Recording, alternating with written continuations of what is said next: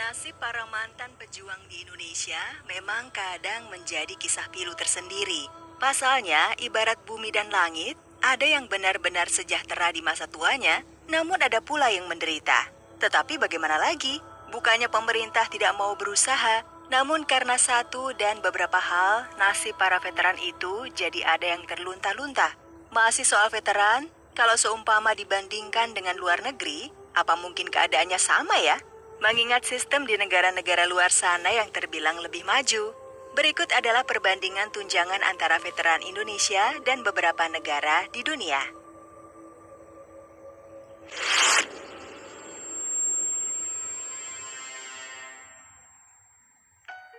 Tunjangan para mantan pejuang Indonesia yang makin naik.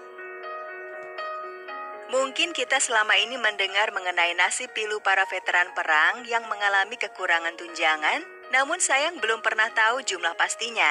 Dilansir website resmi Veteran RI, rupanya para pejuang perang itu memiliki tunjangan berbeda tergantung kelasnya. Untuk kelas A, mereka akan mendapatkan uang sebesar 1,6 juta setiap bulannya, hingga yang golongan E akan mendapatkan 1,4 juta. Penggolongan tersebut berdasarkan jabatan dan peran dulu saat mereka bertugas.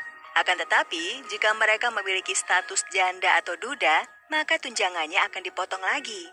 Beruntung, Presiden Jokowi tahun ini sempat mencanangkan bahwa veteran Indonesia tahun depan tunjangannya akan dinaikkan 25%.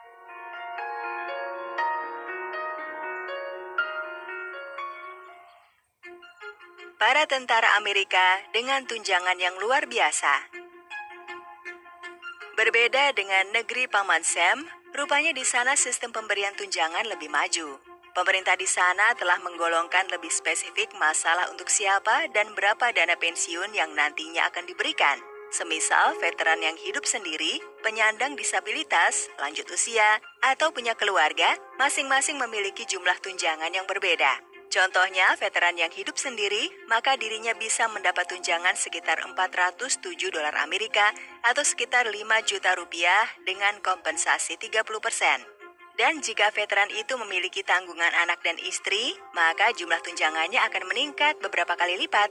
Namun demikian, veteran di Amerika juga memiliki permasalahan yang sama dengan Indonesia, yaitu pemerataan tunjangan yang belum merata sehingga banyak yang jadi tunawisma di sana.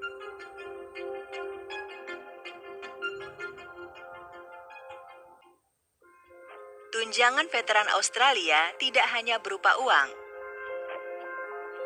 Dilansir dari Department Veteran Affairs atau DFA, rupanya Australia memberikan cara berbeda untuk memberikan penghidupan layak bagi para veteran di sana. Sebagai satu-satunya lembaga resmi yang menangani masalah para pejuang perang, DFA tidak hanya memberikan uang bagi mantan tentara, melainkan tunjangan lain seperti misalnya kesehatan, pendidikan gratis bagi keluarga, hingga masalah pinjam-meminjam.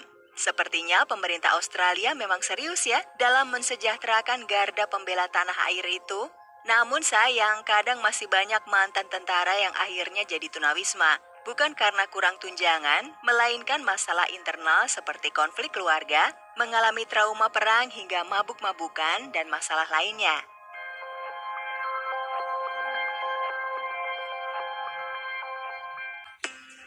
Sistem Malaysia yang hampir serupa dengan Amerika. Rupanya di Malaysia juga menggunakan sistem yang mirip dengan Amerika, penggolongan dengan status-status khusus. Bagi mereka, veteran Malaysia bisa mendapatkan sampai lebih dari 1,4 juta rupiah atau 450 ringgit Malaysia sebagai tunjangan untuk hidup sehari-hari. Tetapi hal itu bisa saja bertambah atau berkurang tergantung keadaan. Misalnya saja saat mereka punya anak yang sekolah, maka biaya pendidikan akan ditanggung oleh negara mulai dari 300 ribuan hingga jutaan rupiah.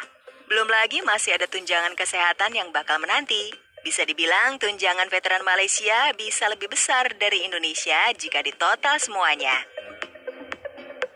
Rupanya kalau ditengok-tengok, masalah tunjangan veteran ini sebenarnya juga dialami negara-negara lain ya. Namun demikian, paling tidak Indonesia akan tetap berusaha terbaik untuk mensejahterakan mereka di hari tuanya sebagai balas budi jasa. Toh kalau bukan karena jasa mereka juga, Indonesia tidak akan merdeka.